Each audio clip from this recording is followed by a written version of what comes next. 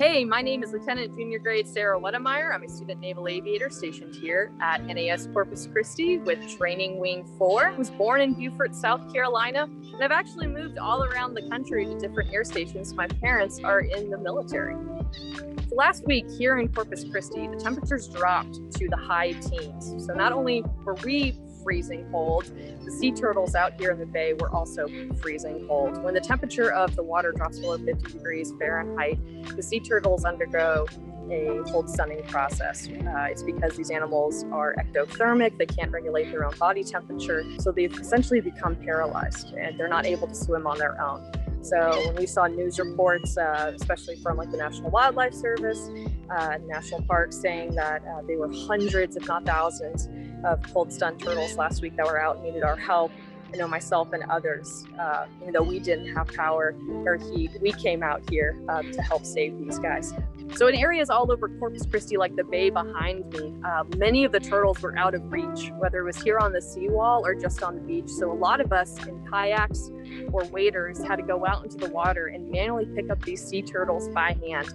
After we picked them up and inspected them for damage or any other things and infractions with them, we made sure to put them in our cars and that they also stayed hydrated because they can dry out. So it's really a time crunch as well once we remove them from the water so they stay preserved.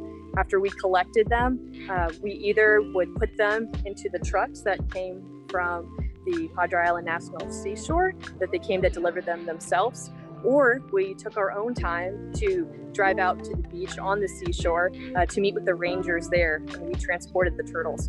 Last week, over 140 sailors, Marines, Coast Guardmen, students, instructors, civilian contractors out on base banded together to help rescue these sea turtles. At least here on base, we had over 1,200 sea turtles saved, and it's reported by the National Seashore that over 9,400 turtles in total were saved, and they're actually in the process of being re-released now.